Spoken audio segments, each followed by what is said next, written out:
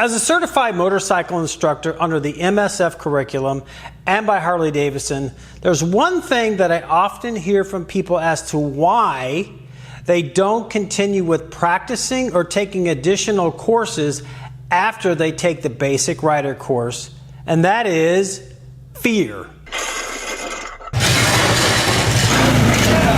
Guys, my name is Rick and this is the HDVIBE channel. That fear comes down to a couple of different things. One, they fear they're going to damage their bike. And two, they fear that they can't do the skills. And we'll get into all that right after this.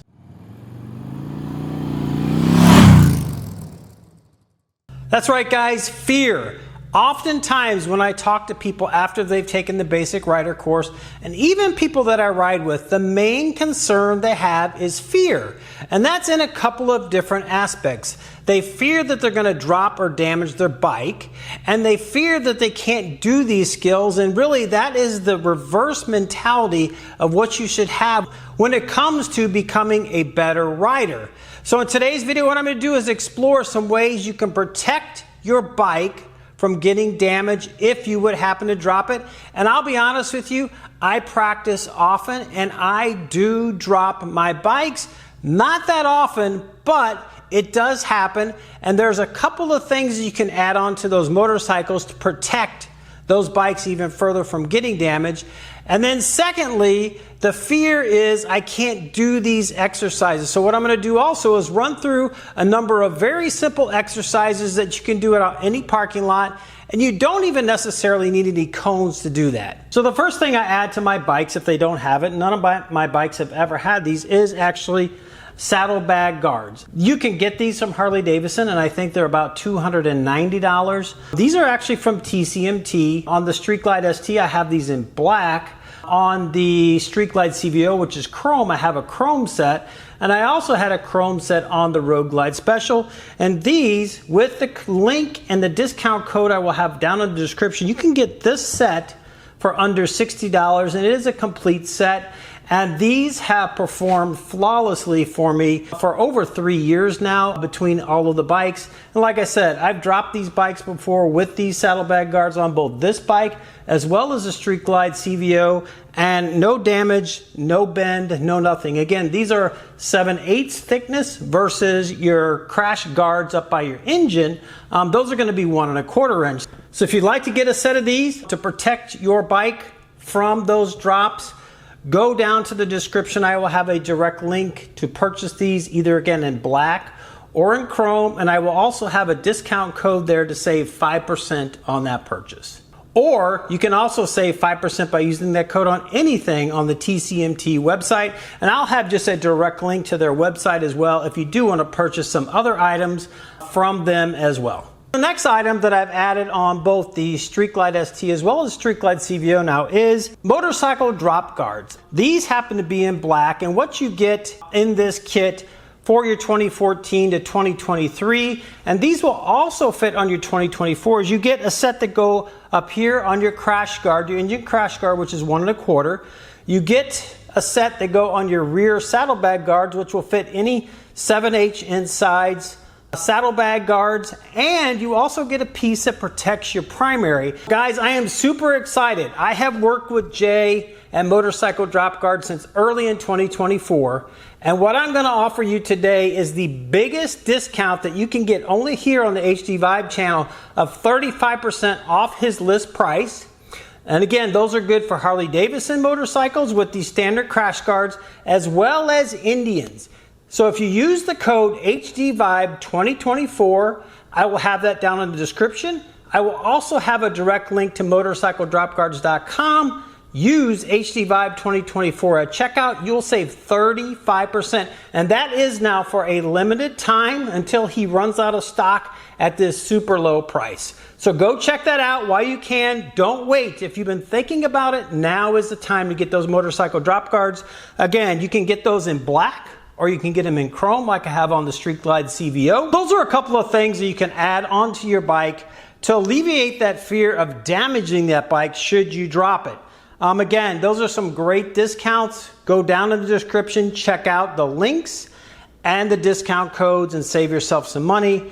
and get that peace of mind that you don't have to fear damaging that bike should you drop it. As I said at the onset, there's some skills that you can practice on your own, ideally with a friend. If you have some cones, great. If you don't, you can kind of set these up in a parking lot. But I'm going to go through a number of these and show you kind of a demonstration of each one of these as we go along. The first one I always suggest people do is the slow race. So the slow race is basically set up in a 40-foot straight line. You could use 4 parking spots and go from one parking spot to the 4th one and do this. And essentially what you're trying to do is go as slow as you can. Try to stay under 3 miles an hour, which is kind of a nice walking pace, and stay in the friction zone the entire time. If you need to use a little rear brake to stabilize that bike, you can do that, but don't pull that front brake.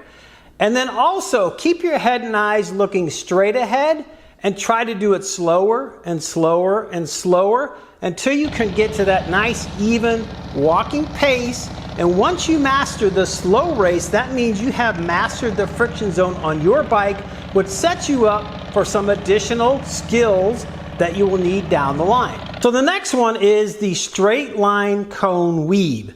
So essentially what you need to do, you can set up cones in a straight line.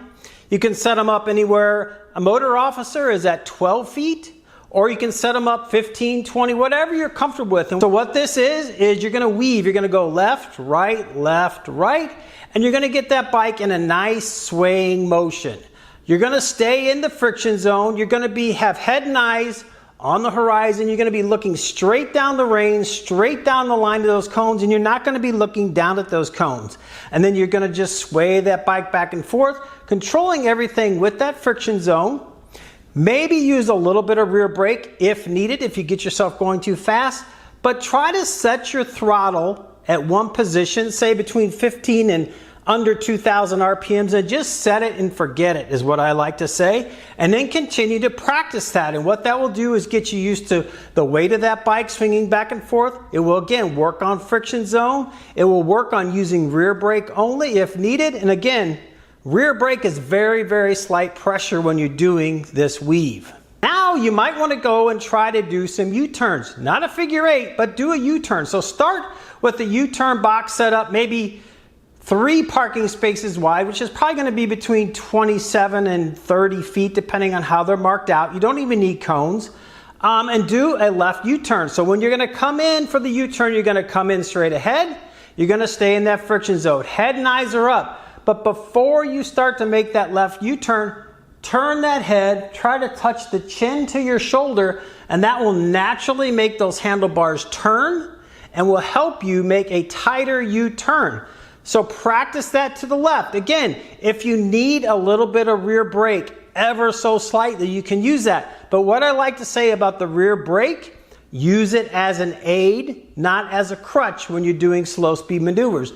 The better you can control the bike with friction zone and setting that throttle, the better off you're going to be and not having to rely solely on that rear brake to balance out your speed because you're not controlling it with the friction zone and your clutch. So after you've done that to the left and you get proficient, and maybe you can try to bring that in. Go from 3 parking spots to maybe 2.5, and then get down to 2.25. And if you can get down to 2 parking spaces, that would be incredible. And that's probably going to be somewhere between 18 and 20 feet. And that is getting at a very, very proficient level of making a U-turn. So then you're going to do, once you get the lefts down, you're going to do the exact same thing for a right U-turn. So once you have the left and the right U-turns down, then you can kind of put it all together and do a figure 8. Come in from the right side and do a left U-turn, and then cross over and then come around and do a right U-turn, and just do a series of figure 8s. Again, start out at 3 parking spots and then work your way down.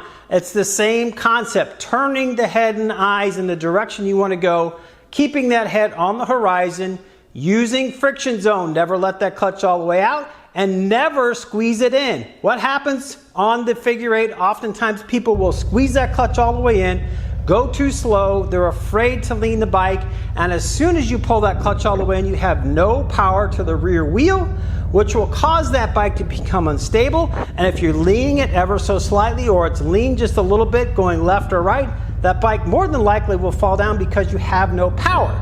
Now, if the bike feels like it's going to fall down, you feel like you want to put your foot out, to stop the bike from falling. Ease that clutch out just a little bit more power will stand that bike up.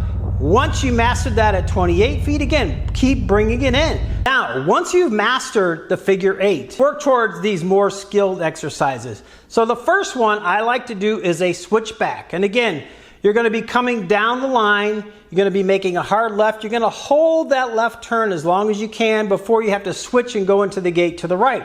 It's just a series of hard switchbacks, holding turns as long as you can, and making those switchbacks back and forth for however many you want to set up. And again, you can set that first one out. You start going this way. First set of gates, maybe 30 feet out. Then you're going to make a left. And the next one's going to be about 30 feet down that way. You're going to make a right. And you can set that out, say 15 feet from your first gate. And you keep moving it in to the point maybe you get to 10 feet. So you really have to make those hard turns. Hold the turns and then switch directions. Immediately hold and then switch directions again. Again on this, it's friction zone. Keeping the head and eyes up. Looking in the direction quicker than where you're actually turning. Don't look where you're going, look where you want to go. So if I'm going left, I want to look way over the shoulder, touch my chin to my shoulder, keeping my head and eyes up. And again, if you need to use a little bit of rear brake, ever so slight pressure on that. And also, don't be afraid to lean the bike. If you control that power with your friction zone, that bike will not fall over. And you also have to carry a little bit of speed. If you're getting under 5 miles an hour trying to do any of these, more than likely that bike doesn't have enough power. Stay upright, and you need to get really in that 7 to 8 to 10 miles an hour when you're doing a lot of these skills, and your mind will tell you, go slow because I want to try to keep control of it, but really you need to go faster. That will stabilize the bike. Before we end up today, I want to tell you to hang on because I've got one more clip that I want to share with you as to the main reason why you might want to practice these slow speed skills. But before we show that, what I'm going to ask you guys to do, if you got some value out of this, please give it a thumbs up. Share it with your friends, subscribe to the channel, hit that button right down here. We just surpassed 12,000 subscribers and we're closing in on 2 million views, so I'd really appreciate it if you hit that subscribe button if you haven't already. If you do subscribe for the first time, leave a comment down below saying I subscribed so I can personally reach out and thank you for supporting the channel. Also, don't forget to hit that bell icon and select all so you do get notified every time I do put out new content. So guys, leave some comments down below. Let me know what you think about this. Are you practicing these? Do you fear? Do you have some of these things? And don't forget, huge discount on those motorcycle drop guards. So guys, with that, I want to leave you with this thought. Life is short. Get out and ride the bike. Thanks for stopping by. And here's the last clip of the video. People often question, why should I practice U-turns in a parking lot? Well, this might be one of those times when you need to have that skill in your back pocket. Here I am on a nowhere road in the middle of Arkansas, about a 20 or maybe 22 foot wide 2-lane road. Had to make a U-turn. We passed up our turn. As you saw, head and eyes turn, stayed in the friction zone. A little rear brake, and I made that with no problem whatsoever. And we're off to the next road.